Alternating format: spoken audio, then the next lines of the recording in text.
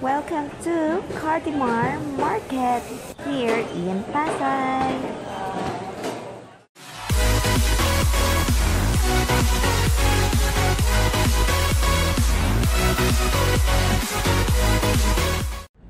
Annyeonghaseyo 여러분. So it's me again. So we're going to Cartimar Market in Pasay to buy seafood and veggie.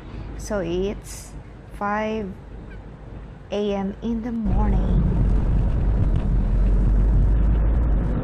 Insert ko na dito mga Chingu.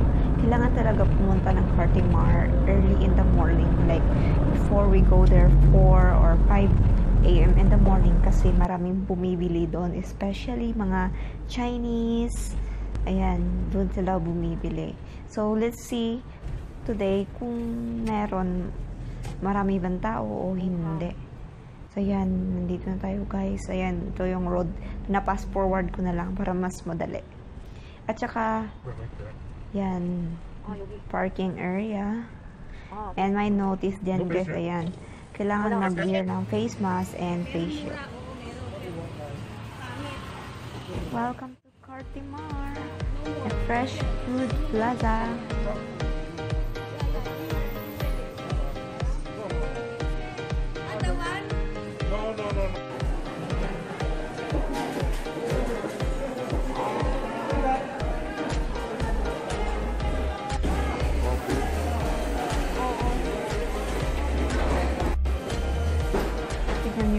Ito yung mga tilapia.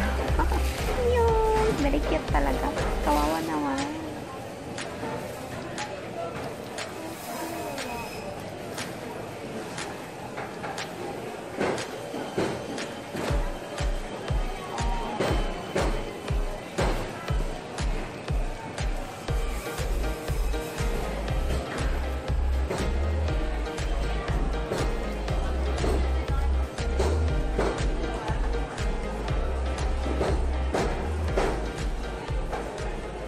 Mga iba't ibang section sila dito guys. Merong meat section.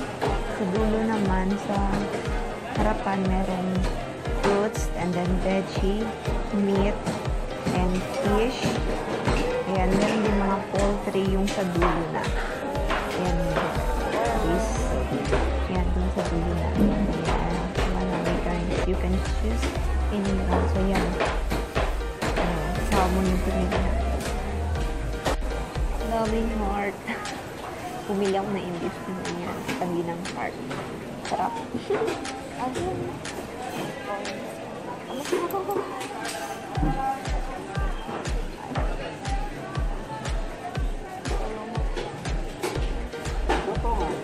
Ahon.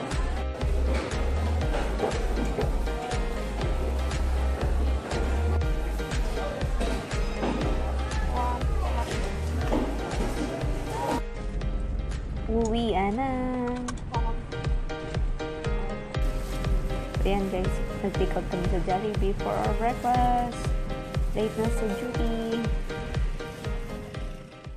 Annyeonghaseyo 여러분. So it's me, Lucille. So for today's vlog, we are going to haul. Mag-haul tayo ng pinamili namin sa Cartimar Market. So let's start with the seafood and meat. So ito guys, yung napamili natin. First, we have here ano ba yan? Intestine of the pig. Ito yata yung ginagamit for like chicharong bulaklak yan. And then half kilo lang to. And then this, hindi ko alam kung anong klaseng isda to, but I can make salted fish to this or whatsoever. I want this one. And then we have here seaweeds. I like this one. We call this lato. Ayan. 1/4 lang yan. And then we have here a big shrimp. Ayan, malaki siya guys. 650 per kilo. So, bumili kami ng 1 kilo nito. Ayan. And then, we have small also. Yung maliliit. 350. So, 1 kilo din. And then we have here for sashimi, tuna, 1.2 or 3 kilo something. So, gagawin tong sashimi. Magkano ba to? 400 plus, I think. 400 plus tong tuna. Oh my and we God. have here the salmon for sashimi also. Apat to, guys. Dalawa yung tuna natin. Apat to. 2 point something. 2.5. Ito. 2.3 I think or something. Itong salmon natin for sashimi also. So, ayan. This is 650 per kilo. Oh my so, God. Ayan, guys, medyo mahal talaga siya. So, close up. Fresh na, fresh. So, ito yung mga seafood. Seafood lovers. Intestine. So, ito na yung intestine, guys. I put boiled water. We're going to boil this and then clean and then fry for lunch.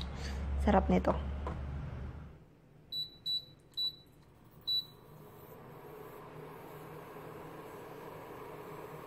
Going to see what we buy fruits and veggies there. So, first, unahin natin yung mga veggies. So, soybean sprout. Ayan. I don't know how much is this. Wala kasi akong resibo. And the next, we have onion leaves. Ayan. Onion leaves.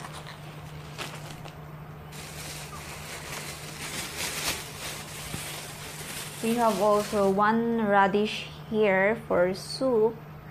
Ayan. Radish. White radish. We have also here lettuce. Siguro mga 100 grams na lettuce. Ayan. Lettuce natin. Next one. 2 kilo of rambutan. Ayan, rambutan, guys. Ay, 80 per kilo po. Ayan. Actually, we bought 3 kilo. Yung 1 kilo na bili namin sa loob, 150. Tapos may nakita ko sa labas na looks fresh, looks good than the inside. 80 per kilo only. So, ayun, nag-grab na ako. Nagbili na ako ng 2 kilo ulit. So, ayan. Yung 1 kilo, binigay namin sa guard dito sa baba. Sa gate, I mean. Next, lemon. 2 lemon. Calamansi. Maybe half kilo of calamansi. Ayan. Hindi ko na i-open, guys. And bell pepper. Ayan. 3. And then, ginger. Ayan. 1 buong ginger. Laki niya, guys. Show ko sa inyo. Ayan. Sinira ka. Ayan. Malaki siya, guys. Ginger. And 2 carrots. Ayan. And then, I bought also sticky rice. Matagal ko na itong hinahanap na and I found it there. Ayan, sticky rice. Magluluto tayo ng binignet. Gusto ko rin magluto ng aside from binignet, pwede din biko, puto maya. Anyway, Bisaya ko. Ayan, 1 kilo for 90 pesos. And then, we have another fruits here. Mangosteen. I've never tried mangosteen. So, I'm curious what it tastes. I don't know. Ayan. 4 na mangosteen. Kasi 150 yata ang kilo nito, 150. And then lastly, banana. Ayan, banana. So, ayun lang guys. Ayun lang yung pamili namin sa Cartimar. I'm so glad na hindi maraming tao doon. And when we go there, you need to wear face mask and face shield. It's really required there to go.